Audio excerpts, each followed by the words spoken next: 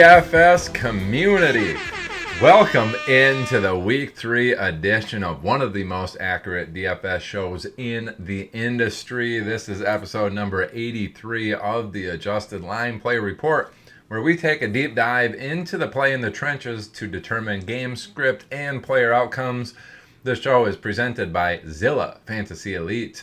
I am your host, Todd Hoffman, and you can find myself on Twitter at Todzilla1337. And you can find Zilla Fantasy Elite over on Twitter at Zilla Fantasy and on TikTok now at Zilla Fantasy Elite. So go check that out as well. So if you're new, hit that subscribe button and thank me later because you are going to enjoy this information.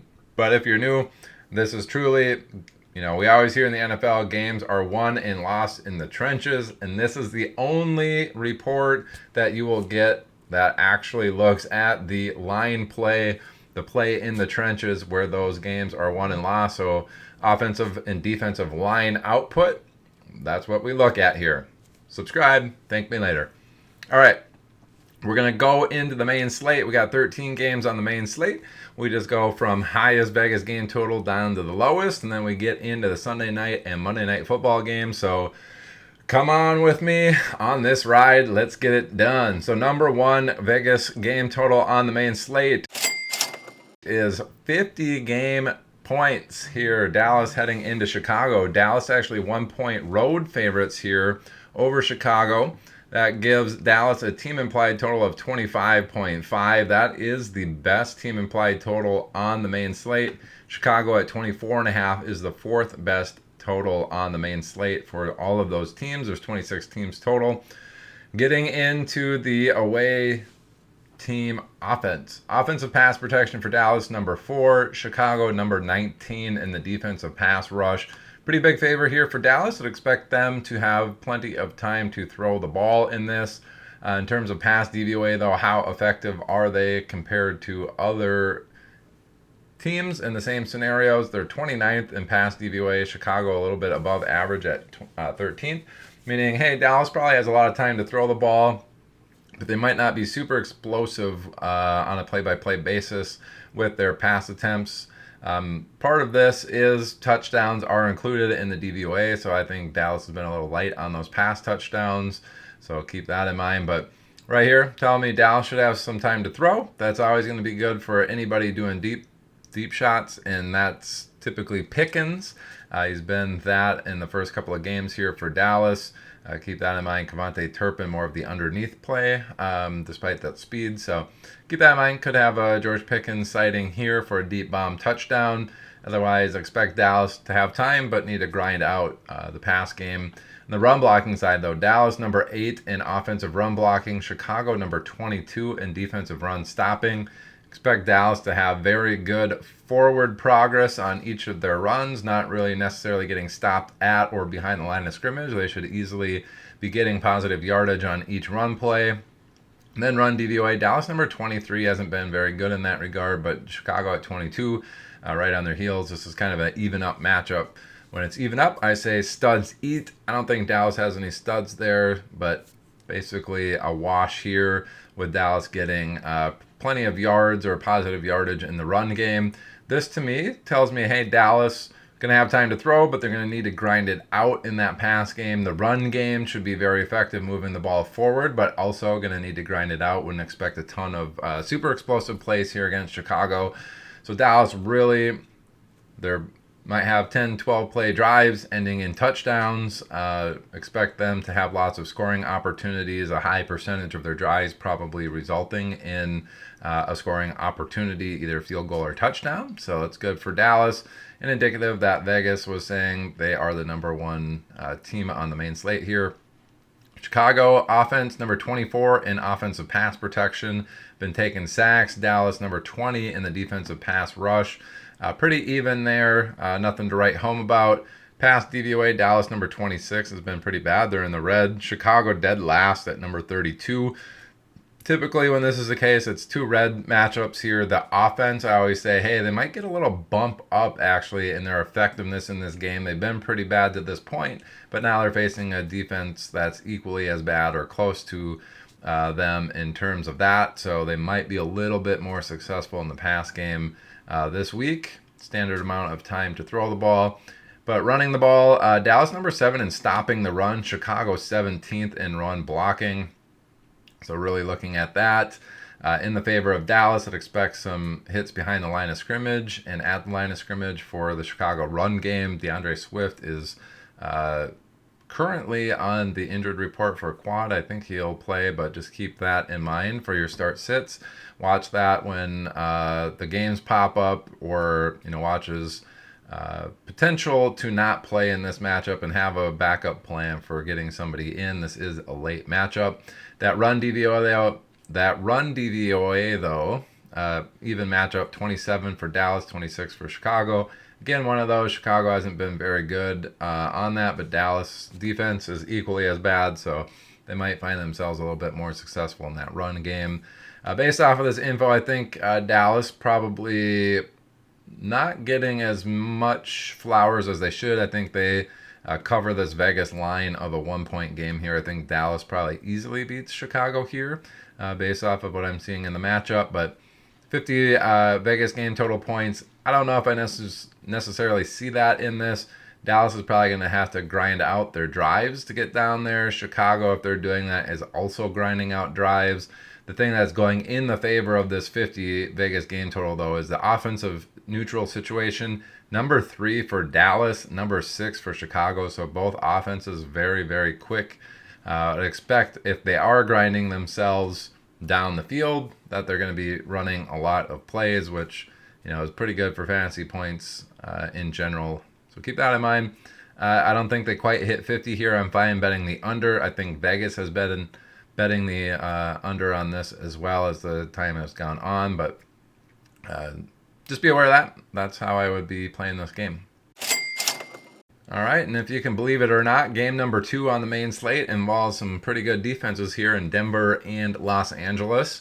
Los Angeles 3-point home favorites here with that 45.5 Vegas game total, already dropping 4.5 here from the best game on the slate.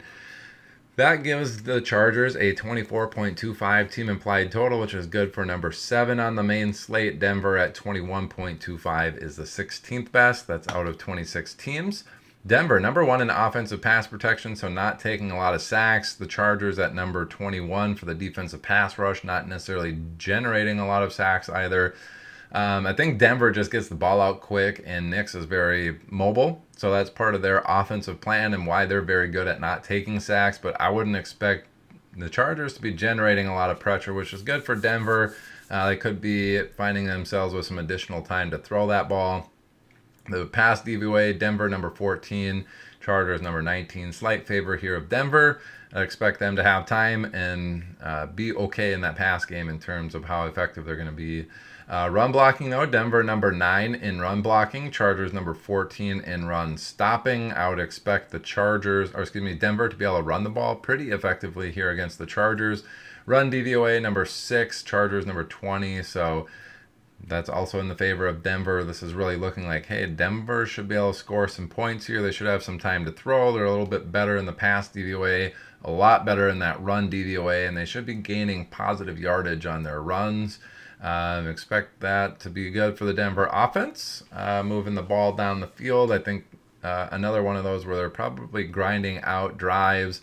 I wouldn't expect them to stall out with the successful run game if they're in, second and short or third and short situations.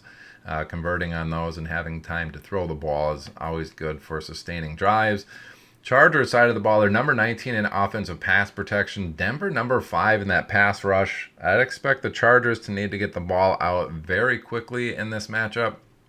They're going to have to get some stuff underneath, which is probably pretty good for that Chargers team. I think they get some pass plays there underneath to Ladd McConkey, and they have Keenan Allen there as well. So should be good there. The pass game to the tight ends is a mixed bag in terms of who's going to get any of those targets. But keep that in mind. It looks like Chargers going to need to get that ball out quick in this game. Pass DVOA for Denver, number 1, despite Chargers being number 4 in offensive pass DVOA. Probably getting shut down in that regard, especially if they're not having time to throw or they're going to be under a lot of duress. It's going to be a lot of dink and dunk underneath stuff where they're not going to be able to be super explosive in the pass game. In the run game, Chargers number 24 in run blocking, taking a lot of at the line of scrimmage or behind the line of scrimmage runs there at the moment. Denver, though, number 21, pretty even there. Studs eat in those scenarios. I don't know if Najee Harris and Omer and Hampton are necessarily studs at this point, so nothing really to write home there. Denver, though, number 3 in run DVOA. Chargers, number 13. That's a slight favor for Denver's defense as well. Based off of what I'm seeing here, Denver's offense should be moving the ball a little bit better than the Chargers. Chargers looking like they're going to struggle a little bit on that offensive side. I'm going to go ahead and say, watch out for the alert here on the upset. That's the upset alert sound. If you're new here, I actually think Denver heads into Los Angeles here and takes out the Chargers. Watch out for any of your survivor pools if you're picking the Chargers here. I don't know that many people would, but keep that in mind. To go along with this, Denver's offense is actually pretty quickly paced at number 10. Chargers, even though that looks like they're going to struggle in this game, they're pretty slow paced. Number 20. They haven't been trailing by 8+ points yet, so I don't know what their pace is when they're trailing. Just keep that in mind. They haven't been trailing by 8 or more points in any point this season, so that's blank. All right, getting into the number 3 game total. 45 points here from Vegas for Arizona heading into San Francisco. San Francisco 2.5 point home favorites. That gives them a 23.75 team implied total. Arizona at 21.25 for their team implied total. Good for 9th and 16th best team implied totals on the main slate. Arizona offense, number 25 in offensive pass protection, been taking some sacks there. San Francisco, middle of the pack at 16. Slight favor here for San Francisco's defense. Should be able to generate some pressure on Arizona. Pass DVOA, though, Arizona number 5, San Francisco number 8. Arizona's otherwise been pretty good in their scenarios passing the ball, but San Francisco looks like they're right up there with them. Kind of a studs eat scenario. Marvin Harrison Jr., I don't know if you want to call him a stud, but probably more beneficial for somebody like Trey McBride in here, where they're going to have to get that ball out quicker, more underneath stuff. Might see Trey Benson actually with quite a few targets in this. He's been getting some run there in the pass game as the running back. And keep that in your sights. Prop bet, maybe if you can get a Trey Benson over 1.5 receptions, I think I would take that if that is a thing that you can bet on. Arizona run blocking 25th, so pretty bad there. San Francisco middle of the pack there at 15.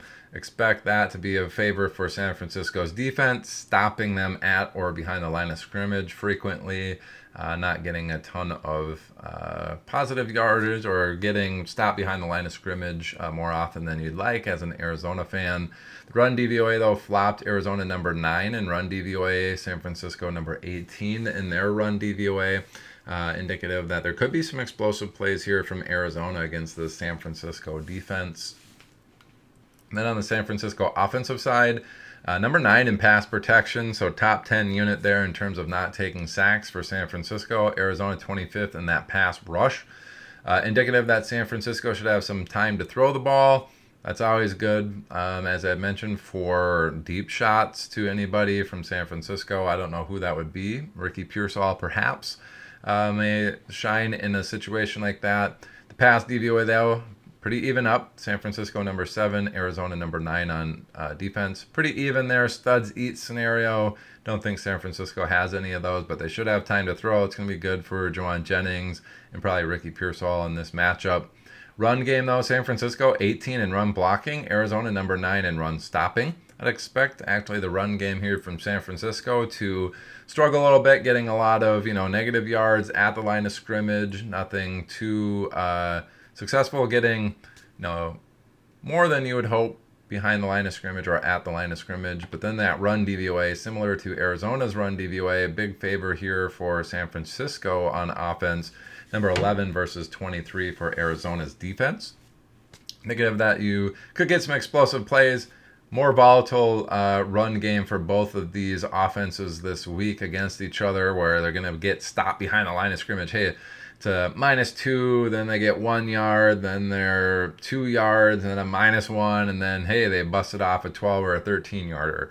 And then, oh, they got 3 yards, and then they got a 14, and then the -3. So I think it's going to be one of those highly volatile things where you get a lot of crummy rush attempts, and then it'll pop one off here and there in this matchup. All right, we're getting into the fourth Vegas game total on the slate. We're actually tied for fourth here with the Rams in Philadelphia. The other team with fourth best is Pittsburgh and New England. So getting into this one, Rams heading into Philadelphia as 3.5-point road dogs. So Philadelphia favored by 3.5 on that 44.5 Vegas game total. Gives Philadelphia 24 team implied total. The Rams at 20.5 for their team implied total. Good for 8th best on Philadelphia's team implied total, 19th for Los Angeles Rams. Rams number 17 in offensive pass protection. Philadelphia actually number 30 in the defensive pass rush. So they haven't been getting a lot of sacks there yet in Philadelphia, despite having a pretty solid defense.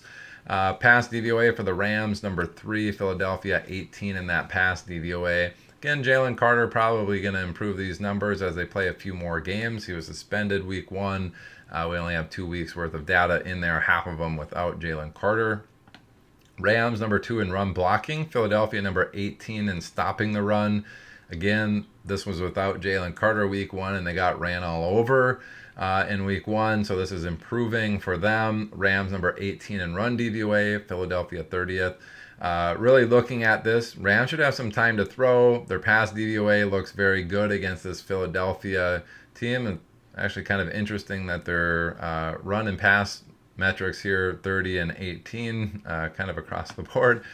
But yeah, big favor here for the Rams. Looks like they should have time to throw and be successful when they do throw it. They should be moving the ball, positive yardage on each and every run, and being fairly explosive based off of what we see on paper. Again, this is with the caveat Jalen Carter didn't play week 1. There's only 2 weeks worth of data in here, half of them without him in there. So on paper, these could be a lot closer than what they look like, but on paper, that does look like the Rams should be pretty successful here against Philadelphia on offense, which is good for them. The Philadelphia on offense are 15th in pass protection, so middle of the pack. The Rams, though, number 4 in defensive pass rush, so very, very good there. Expect them to be able to generate some pressure against Jalen Hurts. He doesn't necessarily do that well against pressure. The pass DVOA also in the favor of the Rams, number 7 versus 16th for Philadelphia. Slight favor here for the Rams defense. Wouldn't expect the Philadelphia pass game to be very successful in a matchup like this. So probably another one of those where if you got Devonta Smith, you probably have a better option out there. And then looking at A.J. Brown, it's tough to sit him, but he has been awful so far through 2 games. It doesn't look like this is going to be a game that's any better. The only thing kind of in his favor is Philadelphia is going to have to get that ball out quick, and he's more of that underneath route runner for them, it seems like. So keep that in mind. Also could see a lot of targets to Barkley in this matchup, including Goddard. So if they need to get the ball out quick, it's going to favor more A.J. Brown, Goddard, and Barkley. Devonta Smith I don't see being as beneficial there. And then on the run side, Philadelphia number 16 in run blocking, the Rams 27th in stopping the run. This looks like on a play-by-play basis, Philadelphia should be moving the ball forward when they run the ball. Run DVOA, though, slightly in the favor there of the Rams at 15, Philadelphia 21st. Wouldn't expect a lot of explosive runs here necessarily, but they should be moving the ball forward when they do run. Based off of this, I know they're going into Philadelphia. Vegas line give a slight bump for Philadelphia, even though the home team usually gets that 3-point bump. This is really looking like Vegas is saying, hey, we think Philadelphia can pull this out. But based off of what we see on paper here, I'm going to go ahead and hit the upset here with the Rams, I think, and go into Philadelphia. Make things very, very interesting here for that Philadelphia team. Would not be shocked if they go in there and play very well against this Philadelphia team. Interesting thing to note here, despite Philadelphia, run game should be okay, but that pass game may struggle. They're 31st in offensive neutral situation pace of play. It's pretty slow. The Rams actually number 12 in neutral situation pace of play. So that offense could score some points here. Be an interesting one to see, but I think, we've got to be on upset alert here. Rams heading into Philadelphia and may upset them this week.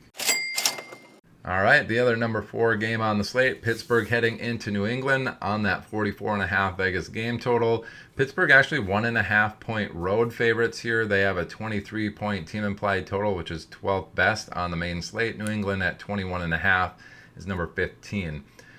Pittsburgh, offensive pass protection, number 29, taking a lot of sacks. New England actually number 2 in defensive pass rush, so generating a lot of sacks.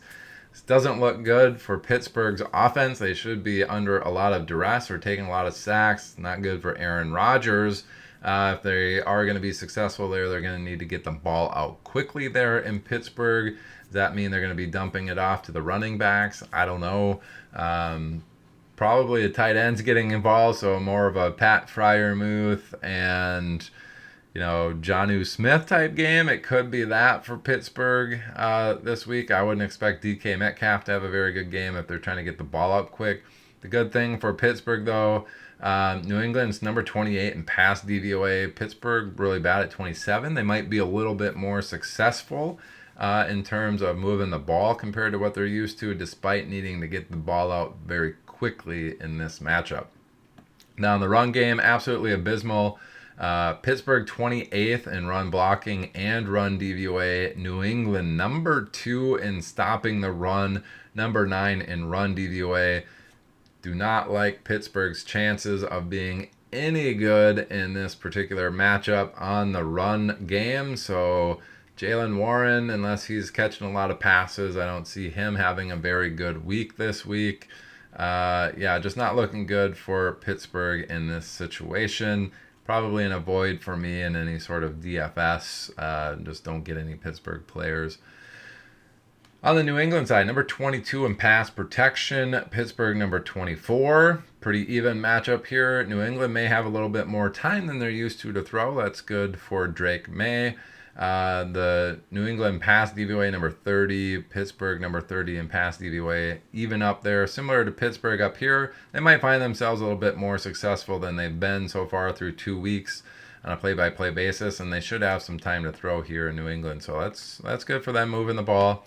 Run blocking for New England, number 5, Pittsburgh number 11. Slight favor there for New England's offense. I'd expect them to be able to gain positive yardage on most of their runs and then be pretty explosive. New England number 5 in run DVOA, Pittsburgh number 28 in defensive run DVOA, gaining positive yardage on a play-by-play basis, but then it looks like they're going to be explosive. And I know a bunch of people have been bummed out with how much the fantasy analysts said TreVeyon Henderson's going to be lights out this year. Go ahead and draft him in the 3rd or 4th round. He's going to be great. We weren't necessarily saying that here on Zilla Fantasy Elite. We had machine learning models that said, hey, temper your expectations for any sort of ceiling from him. Doesn't look like he is that type of player that's going to get that type of usage so far through 2 weeks. Coming true, but this is a game where I find it very interesting. They could be gaining positive yardage. It's not like he hasn't been getting some usage. I think he will get some usage in this game, and would not be shocked to see him have a very long, explosive touchdown run in this against this Pittsburgh defense. I don't know if there's any prop bets out there where you can bet longest run on the game, but I think TreVeyon Henderson, anything over like 12 or 15 yards, I think is certainly within the realm of doable for him. I would not be shocked to see him have something over 30 yards in this matchup. Actually, in terms of this, it looks like New England should be fairly decent moving the ball, especially running the ball. They should be very good.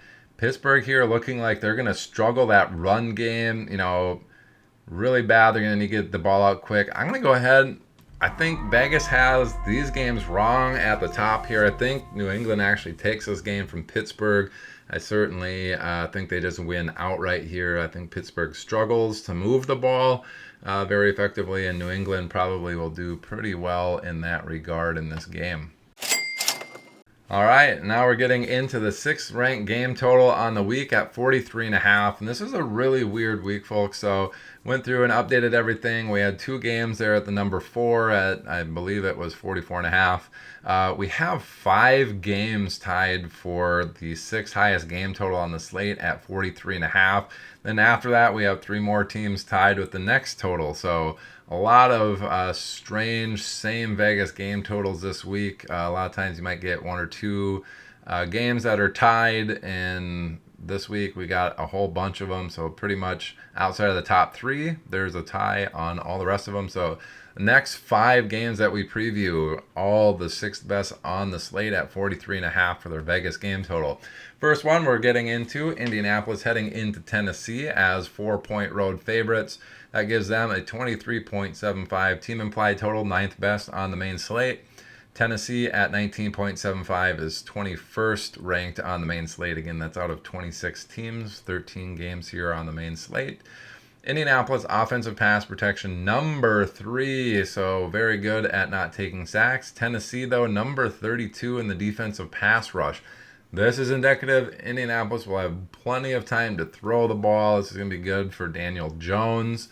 Pass DVOA, certainly interesting here. Indianapolis number 6, so they've been very good. But Tennessee actually number 6 there in pass DVOA as well. This might be inflated a little bit by people passing and doing well in scenarios where you'd expect them to do well, because maybe they're passing on like a 2nd and 2 or something and being successful, where that's very commonly a successful attempt. But doesn't look like Tennessee generates a lot of pressure, certainly not generating a lot of sacks, but they are pretty good in that pass DVOA. That's even up, but I would expect Indianapolis with time to throw. That's going to be good for their offense.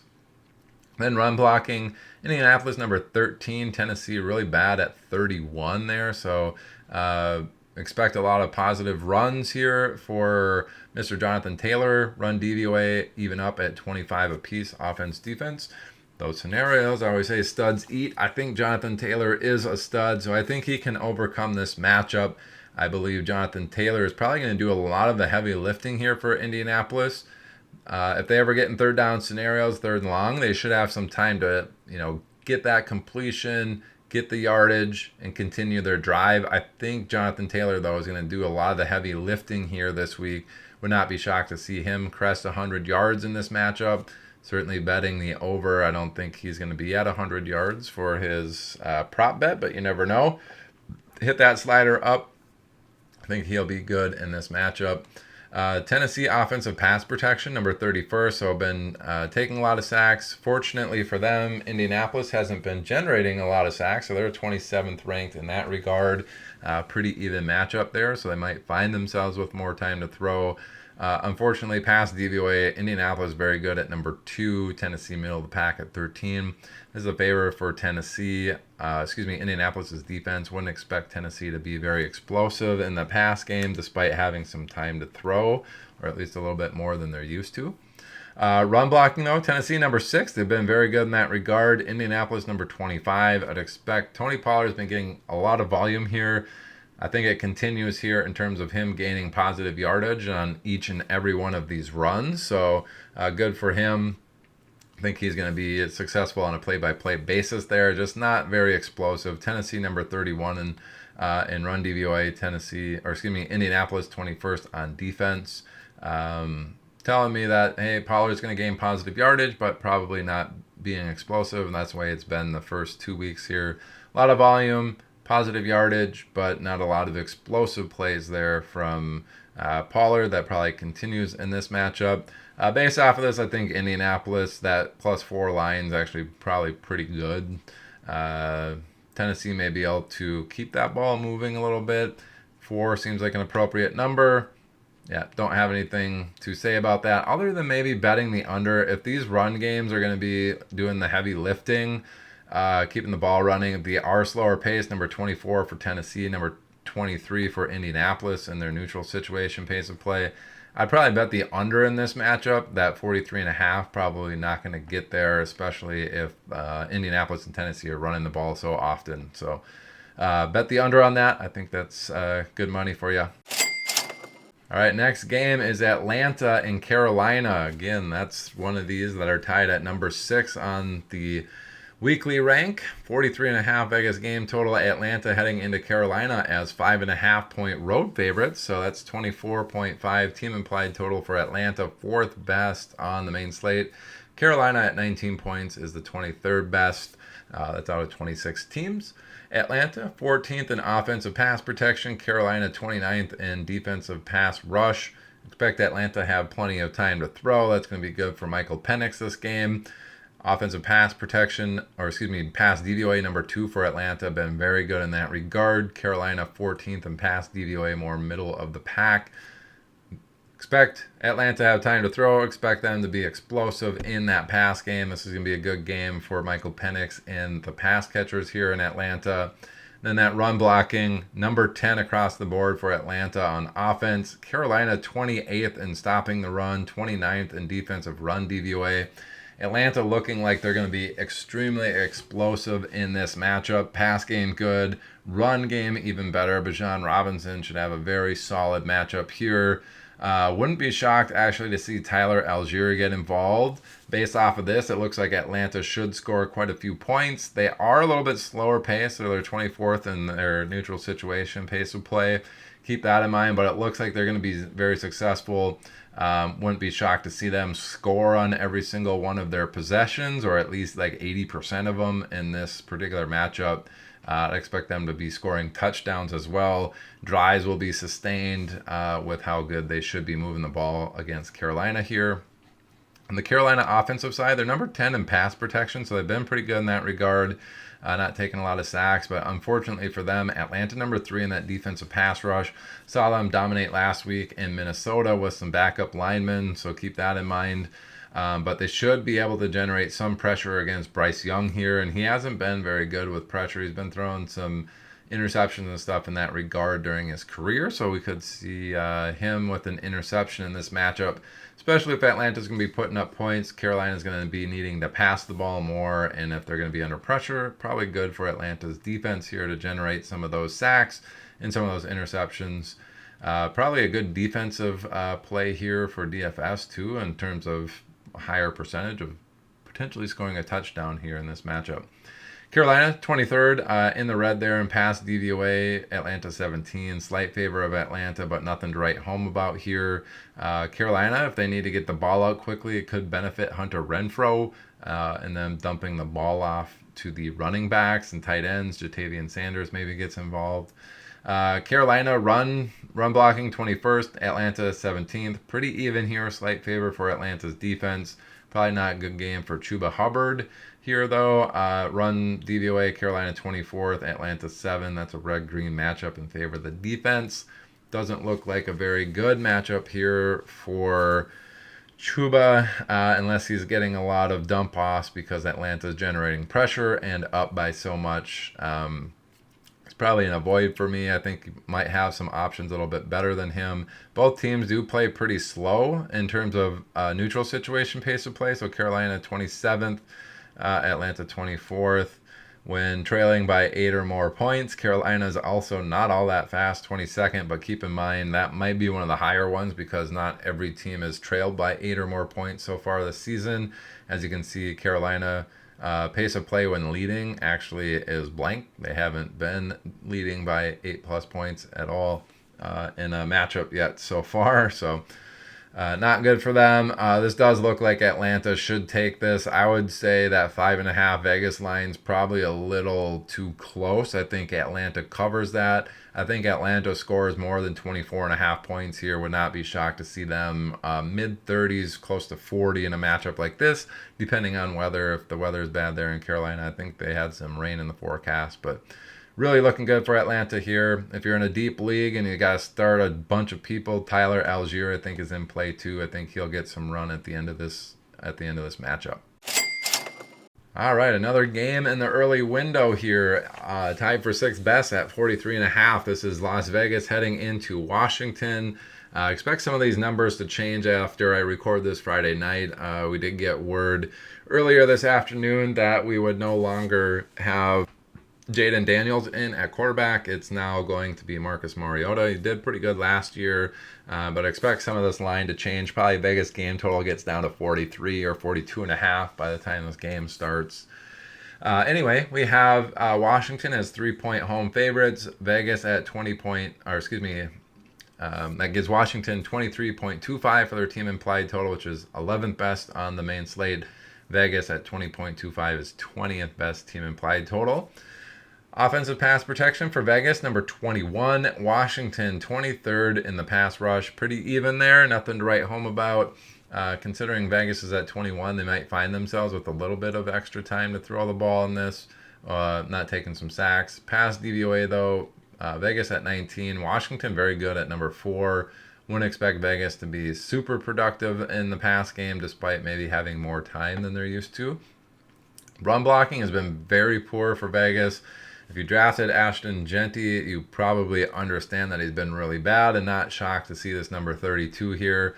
Unfortunately, does not look good for him in week 3 either. Washington green in both run categories, number 6 in stopping the run. So I expect Jeanty to be hit at or behind the line of scrimmage often in this when he does get handoffs. This is not looking good for him.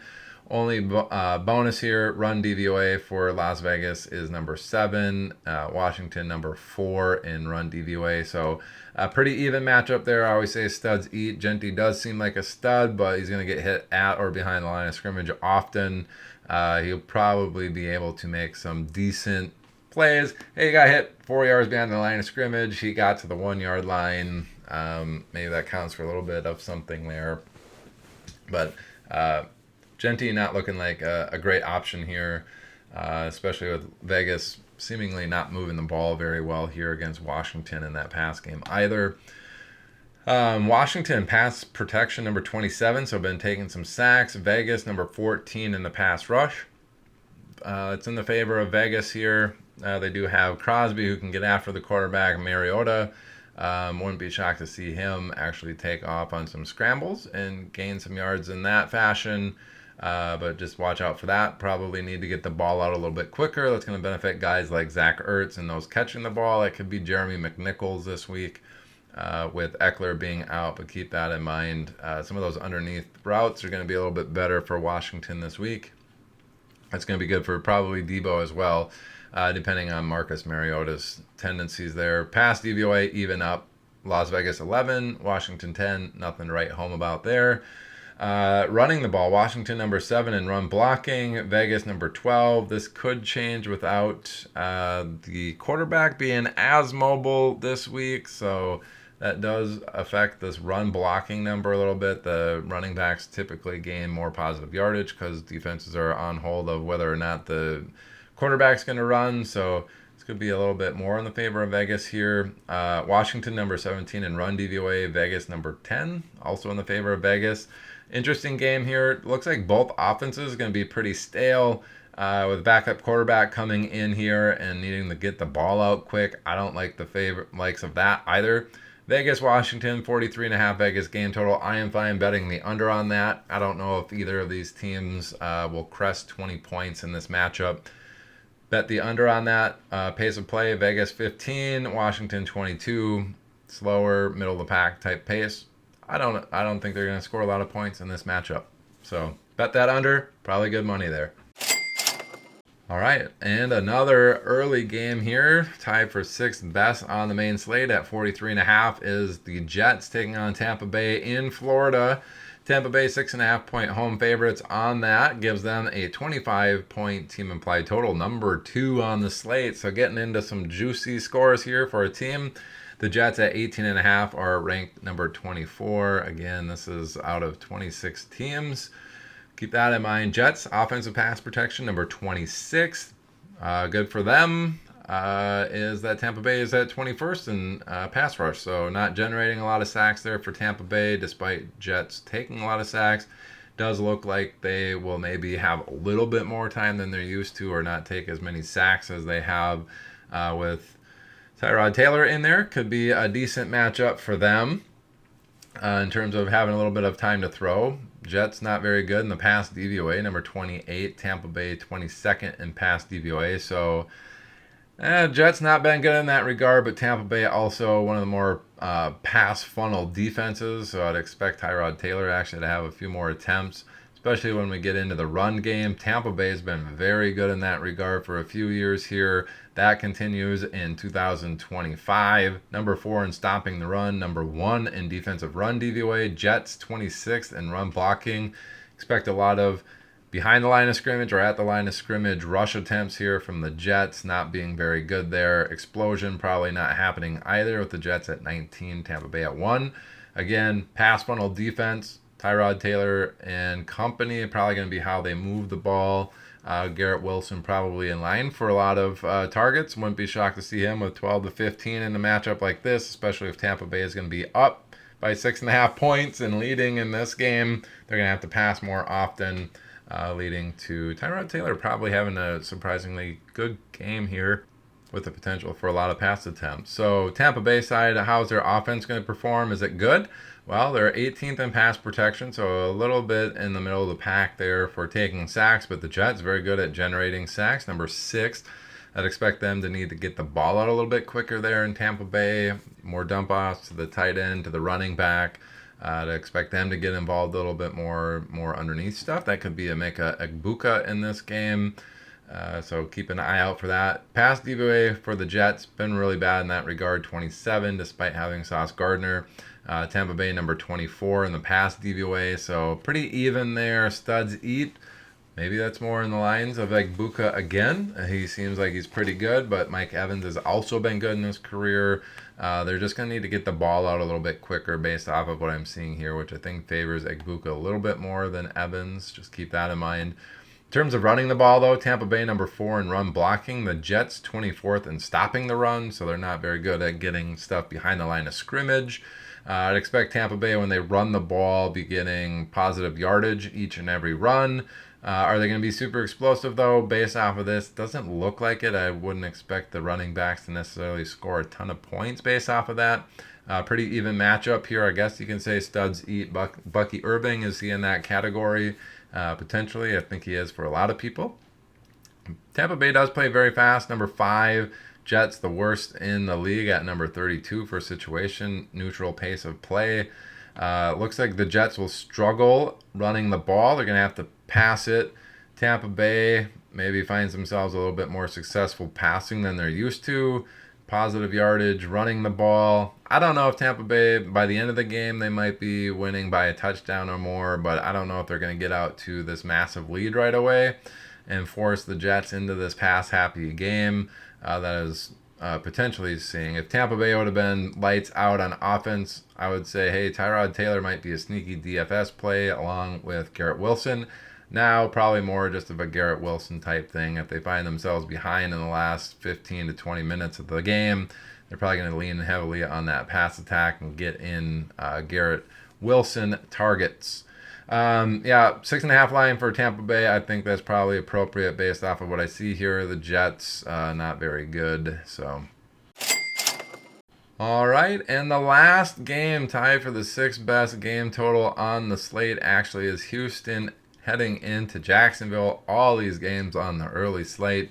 We have Jacksonville actually has 1.5 point home favorites here against Houston on that 43.5 game total. That gives them a 22.5 team implied total, 13th best on the main slate. Houston at 21 is the 18th best on the slate.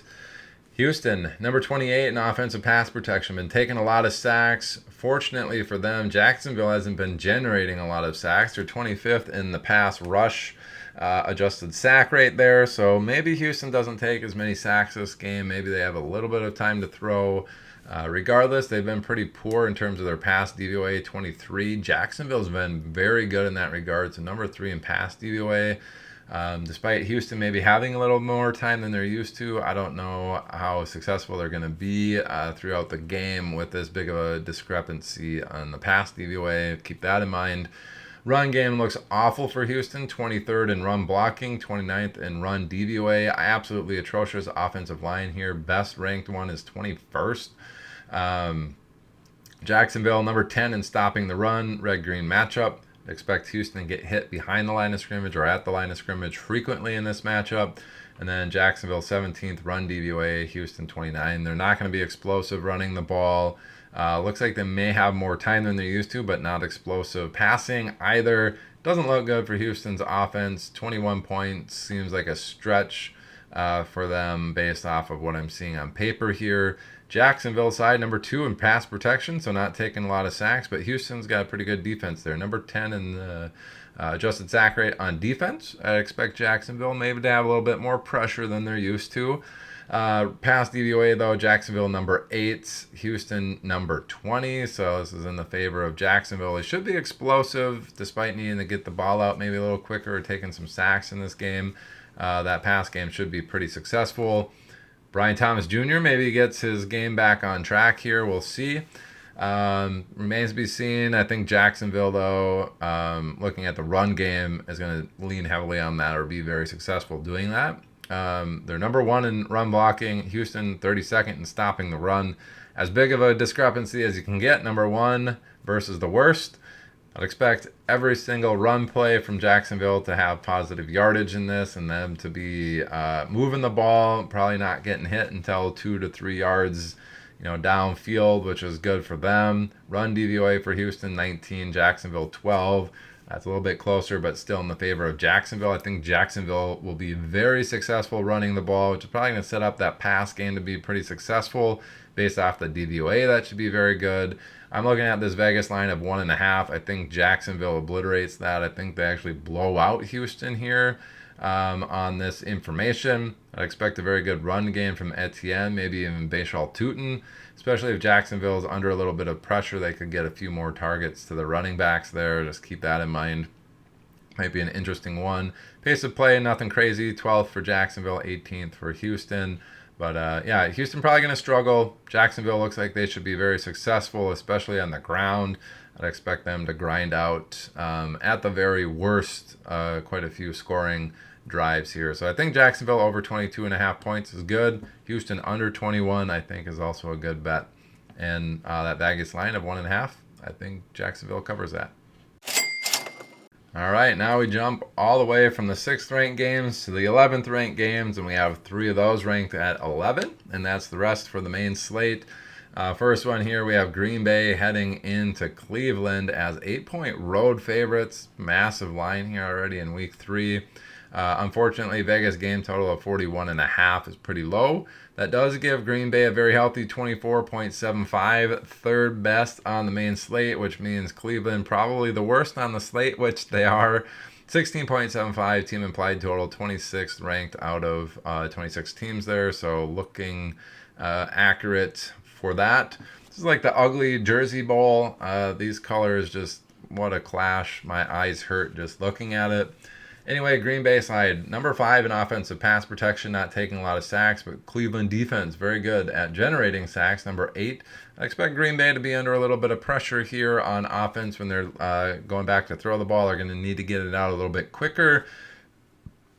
Jaden Reed no longer an option for them for the next few weeks. Tucker Kraft looking iffy, questionable at best. He might be doubtful by the time we get through Saturday or so. I think he's coming into the week with a questionable tag, but hurt his knee in practice. Keep an eye on that. Have a backup plan if you need it, but not good. It doesn't would be a pretty good game for him as an underneath target as Cleveland's trying to generate that pressure, so keep that in mind. He may, if he plays, I think he probably will be pretty successful there, but he could be limited in his snap percentage. Green Bay number 1 in pass DVOA, Cleveland number 10. Green matchup here. I think Green Bay probably needs to get the ball out a little bit quicker than they're used to. They're not going to be as explosive as they're used to in the pass game either, but both of them slightly in the favor there of Green Bay. Run blocking, Green Bay number 11. Pretty solid there, but Cleveland number 1 in stopping the run. Might see Josh Jacobs stopped at or behind the line of scrimmage more frequently than Green Bay is used to. Run DVOA number 3, Cleveland at number 8. Really looking like Green Bay may struggle to move the ball here against Cleveland in this matchup. Despite what Vegas is saying is a very lopsided match, Green Bay maybe struggles a little bit on offense here. Keep that in mind. This is looking a little interesting, but Vegas game total is low. I don't think Green Bay is going to score a ton of points based off of what I see here. Let's look at the Cleveland side. Number 6 in offensive pass protection. Green Bay number 11 in the pass rush. We know they have a very good defensive front there now with Micah Parsons. So this could be Cleveland getting a lot of pressure, but they're not taking a lot of sacks right now. Just be aware of that. Pass DVOA for Green Bay number 5, Cleveland number 18. That's heavily in the favor of Green Bay's defense. Wouldn't expect Cleveland to be super successful or fantasy relevant necessarily in the pass attack here, despite maybe having some time to throw, but a little bit less than they're perhaps used to. Cleveland run blocking number 22 has been pretty poor. Green Bay number 3 in stopping the run. Expect a lot of at or behind the line of scrimmage rush attempts here from Cleveland. Run DVOA for Green Bay number 5. Cleveland though number 1 in offensive run DVOA. Kind of surprising there. Interesting matchup here. Does not look like either of these offenses is going to be very good at moving the ball. This might be a little bit closer. By the end of the game, could Green Bay, be a touchdown and a field goal ahead? But they could be. Might be one of those 17-10 type games. I don't like the looks of this. I'm fine betting the under on this 41.5. Looks like an ugly game. Slow pace of play from Green Bay, and if they're leading, they're going to be playing ultra slow. Cleveland actually, number 11 in offensive neutral situation, so a little bit quicker paced when things are close. But it looks like they're going to struggle. So I don't like this game at all. Probably avoid it in DFS. If you got other options outside of those Cleveland guys, I would probably be starting them. Outside maybe Harold Fannin in a really deep 2 tight end league, something like that. They might be viable, but this is really just looking like an ugly game. I would not be shocked to see this one closer than a lot of people are expecting. This 8 Vegas line, I'd be almost willing to bet Cleveland covers that 8-point line. All right, the second game that is tied for 11th at 41.5 is the battle of the backup quarterbacks with the top LSU wide receivers in the league, Jamar Chase and Justin Jefferson. So Cincinnati heading into Minnesota. Minnesota 3-point home favorites here. I think they're just getting the standard home bump based off of Carson Wentz versus Browning here in this matchup. That 22.25 team implied total for Minnesota is the 14th best. Cincinnati at 19.25 is 22nd. Again, that is out of 26 teams. Offensive pass protection for Cincinnati has been pretty poor. Number 20. Minnesota actually pretty good at generating some sacks. Number 9. I expect Cincinnati to be under duress. We did see Browning give up 3 interceptions last week. That probably continues with another interception this week. Those are some of the most easy bets that you can make, despite them not being super profitable. But the over 1/2 or a half of an interception, I think Browning could do that. I wouldn't be shocked to see his line at over 1.5 interceptions in this matchup. But if he's going to be under duress, I could see Minnesota defense with some turnovers there. Pass DVOA number 17 for Cincinnati, Minnesota number 12 on defense. That's in the favor of Minnesota. Don't expect Cincinnati to be super effective through the air. Run blocking, Cincinnati 31, Minnesota though 29 in stopping the run. Cincinnati hasn't been very good running the ball. They might find a lot of success here against Minnesota this week. Keep that in mind. They've been getting run on pretty easily so far. Run DVOA for Cincinnati 16, Minnesota 26. Again, this looks like the better of the 2 matchups for Cincinnati on offense. Expect Chase Brown to have a better game than you might expect. Despite them being 3-point underdogs, I think he's going to end up carrying a lot of the offense here. If they need to dump that ball off quick, he's going to get more involved. And some of those underneath routes for Cincinnati will get more involved. So keep that in the back of your mind. Looking like the run game better than the pass game. Could see some turnovers there from Cincinnati. Minnesota side, been really bad at taking sacks, number 32, but J.J. McCarthy is out of there. Cincinnati's defense is not very good. They're number 28 in pass rush.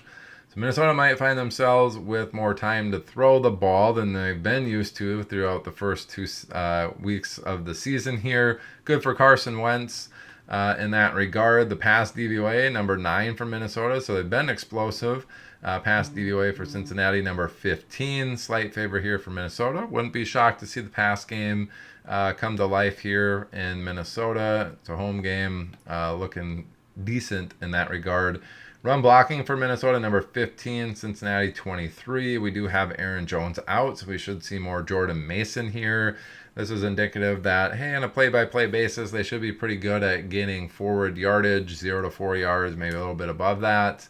The run DVOA, though, probably not as explosive. Cincinnati number 6, Minnesota 30th in that regard. Positive yardage for Minnesota, but maybe not super explosive. Pass game a little bit better. I do like this Vegas line of Minnesota winning.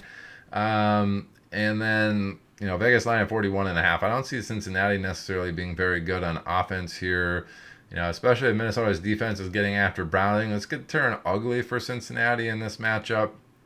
They do play very fast. They're number 2 in offensive neutral situation.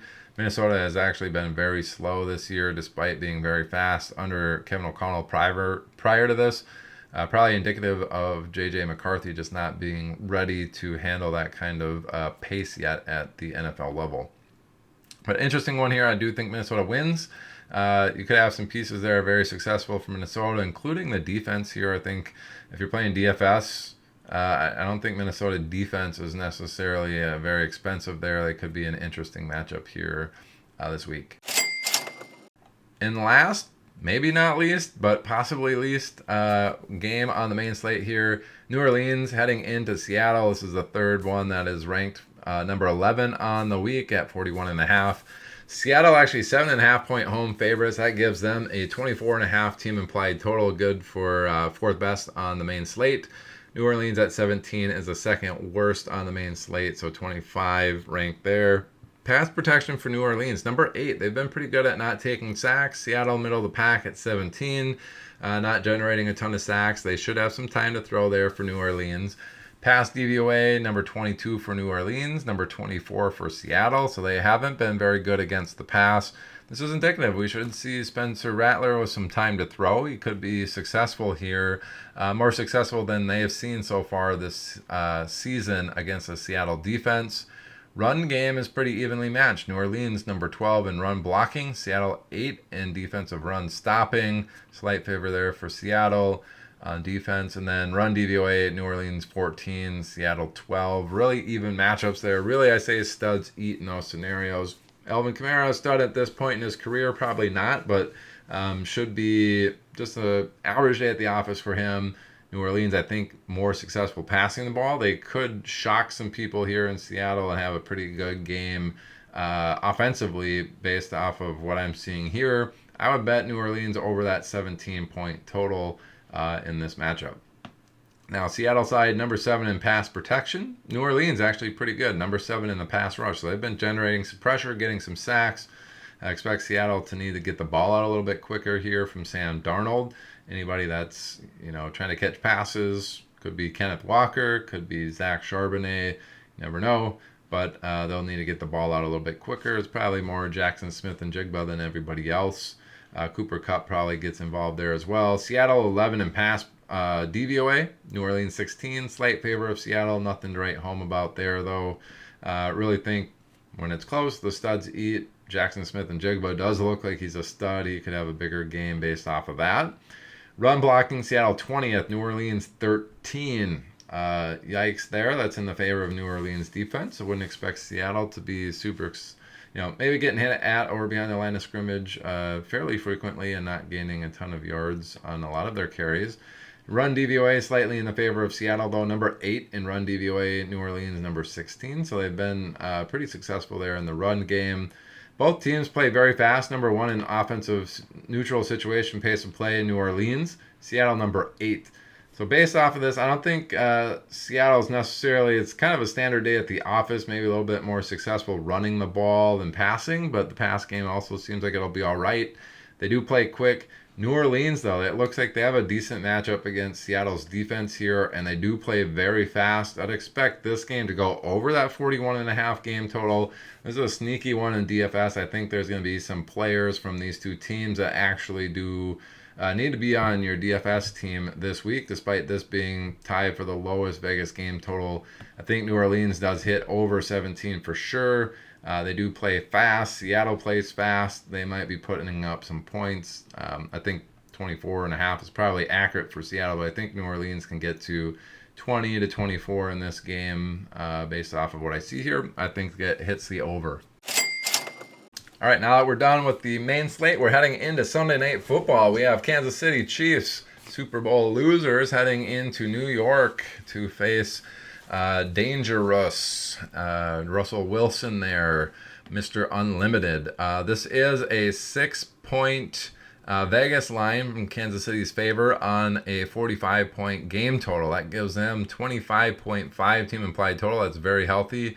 The Giants at 19.5 is not very healthy. So looking at Kansas City, number 12 in offensive pass protection. The Giants number 13, even up there. Nothing to write home about. Standard day at the office for Mr. Patrick Mahomes. Pass DVOA has been pretty bad for Kansas City, number 26. Fortunately for them, Giants haven't been very good either. The number 21. Kansas City might find themselves a little bit more successful in the pass game this week, but really pretty evenly matched here. Any studs from Kansas City will eat. I don't think they have any right now. Just keep that in mind. The pass game should be okay. Run blocking, though, looks really good. Kansas City, number 14 run blocking, and then Giants on defense, number 26. So I expect a lot of positive yardage for Kansas City when they do run it. They've really been splitting the carries, though, between Kareem Hunt and Isaiah Pacheco. It's tough to trust either of them in any of your starting lineups unless you're desperate or in some sort of dynasty league that's deep or that's as good as you got. I don't think you're starting either of those two. Run DVOA, Kansas City 22, Giants the worst at 32. This is indicative, hey, Kansas City probably going to be pretty decent running the ball. It's just who's going to do that, I don't know. They should be decent moving the ball. Pass game, really good in the run game. If you're doing an island game matchup, there's probably not going to be a lot of rostership between those two running backs. It's probably going to be pretty split evenly, but one of those could be the key. Maybe one of them gets 2 touchdowns, the other gets none. If you got that 2 touchdown score, you could be in for a pretty hefty payout if you pop them into your DFS lineup here. It does look like Kansas City should be okay moving the ball here. Giants side, they're number 15 in pass protection, middle of the pack. Kansas City number 12 in the pass rush. Pretty even here. Again, standard day at the office for Russell Wilson. Been seeing him run a little bit more or scramble a little bit more, so that's good for his output in fantasy. Pass DVOA, though, for Kansas City, number 31. The Giants have been really bad at 25, but if they got some decent time to throw the ball here, they could see themselves with a little bit better passing success. But really, standard day at the office looks very similar to Kansas City's offense for passing. Slightly in the favor, actually, here of the Giants' offense this time, though. Run blocking doesn't look very good, though. Kansas City last year was very good in stopping the run, middle of the pack so far this year, but Giants really poor. Number 29 in run blocking, number 32 in run DVOA. Maybe that's why we're seeing more of a transition to Cam Scattaboo last week. It looked like we had Tyrone Tracy take the first, he got the start, took that first drive. I think he had 4 or 5 opportunities that first drive. Then he really didn't have anything the rest of the game. Cam Scattaboo took over. And maybe this is why New York Giants doesn't look like they're going to have a very good run game here against Kansas City. They're going to need to pass. If Kansas City's scoring points, it's probably okay. I think Giants can push it here. Wouldn't be terribly shocked to see the 45 hit the over on this, but I also wouldn't be shocked to see the Giants kind of keep pace with Kansas City here. If I was going to do an island game matchup, I'm certainly attacking the Giants pass game in this, not the run game. And then Kansas City, I don't know what you're going to do there. They got so many people that get the ball over there. It's a standard day at the office. It's kind of really a weird one for DFS in this matchup. I don't think you're going to want the defense or the kickers in this, but it's going to be really difficult to pick and choose. I think Neighbors and Wilson have to be in your lineup. And that's kind of a pick or choose from there. Is Patrick Mahomes probably your best option? He's going to spread it around, so none of his players are necessarily going to get a ton of it. Kansas City's running backs get it spread around, so it might be Mahomes, Wilson, Neighbors, and then, I don't know, pick your poison from there for your other 6 players. It's going to be an interesting one, though. All right, Monday Night Football, the bell of the ball for Week 3. We have a 53.5-point Vegas game total, so this is really getting bet up there. One of the highest totals we've seen in quite a while. So Detroit heading into Baltimore as 4.5-point road dogs. So Baltimore on that 53.5 point Vegas game total with a 29 point team implied total. Detroit actually the underdogs here at 24.5. Still a pretty healthy margin there. Pass protection for Detroit, number 13. Baltimore 31st in pass rush. Expect Detroit to have plenty of time to throw the ball. Pretty good for Jameson Williams. Wouldn't be shocked to see him have another explosive play in this game. Pass DVOA for Detroit 20, Baltimore 23. Detroit really been dink and dunk throughout the first 2 weeks. We did see Jameson Williams have a nice big play last week, but keep that in mind. I think Detroit probably going to be pretty successful passing it. They'll have time, and the DVOA, Baltimore not been very good in the pass department there. Run blocking, surprisingly for Detroit, getting at or behind the line of scrimmage a little bit more frequent than you'd hope. Baltimore, though, number 30 in run stopping, so slight favor here of Detroit, but really an even up matchup. I say studs eat. We should see Jahmyr Gibbs very good in this department. Run DVOA, very good for Detroit, number 4 versus 24 for Baltimore. Kind of odd seeing Baltimore defense bad across the board here, but they are indicative. Hey, Detroit probably going to be getting more positive runs than they've been used to the last 2 weeks. That run DVOA, though, number 4, they should be very explosive with their run plays. A lot of time to pass the ball. I expect Detroit to put up more than 24.5 points. I think they hit the over on that. Baltimore side, 23rd in pass protection. Detroit 17, slight favor of Detroit, but really nothing crazy there. Lamar should have some okay time to throw. Pass DVOA been really bad for Detroit, number 29. Baltimore 12. Expect Baltimore to be very successful when they do pass the ball. Standard day at the office for the most part in terms of time. Baltimore pass game should be good. I think that's going to be good for Zay Flowers. He's really been taking the bulk of that work. Could see DeAndre Hopkins with a successful touchdown again in this matchup if you're playing island games. Not necessarily starting Hopkins in redraft leagues, but he could be a decent option in DFS based off of what we're seeing here. And then the run game, Detroit number 19 in stopping the run. Baltimore surprisingly at number 30 in run blocking, so they haven't been very good at gaining positive yardage despite that week 1 performance. This is indicative of Detroit probably hitting Henry at or behind the line of scrimmage frequently. And then run DVOA in the favor of Detroit at 11, Baltimore 20. Based off of this, I think Baltimore should have a decent pass attack. Detroit really looks like they should be successful, in both phases for the most part. Baltimore maybe a little bit less so in that run game, leaning heavier on the pass game in this. Maybe an avoid Henry type of game. This Vegas game total of 53.5, I don't know if it necessarily gets there. I don't know if Baltimore will score that much against Detroit, but with the pass game being the way it is, Detroit number 7 in neutral situation pace of play, Baltimore 14, so both in the top half. This could shoot out, but really, I think Detroit goes into Baltimore, and I think they can upset them here. This is really looking more like in the favor of Detroit. I know they're going into Baltimore, but I would like to see this line probably more of a 2.5 to 3 for Baltimore. I think Detroit can cover that, and to be honest, I think based off of what I see here, they may outright beat Baltimore in this game. All right, that's going to do it for this week's adjusted line play report. I'm very thankful if you made it all this way watching the entire show. If you're just watching the individual games, so be it. This is all for you anyway, for you to make better start-sit decisions, make better DFS lineup decisions, make those prop bets to win money. That's what we're here for. Give you a little bit more info to make more informed decisions so we can go out there and win some money together. That's what it's all about, folks. Thanks for watching. Have a good one. Hopefully a very successful week 3 for you. Peace.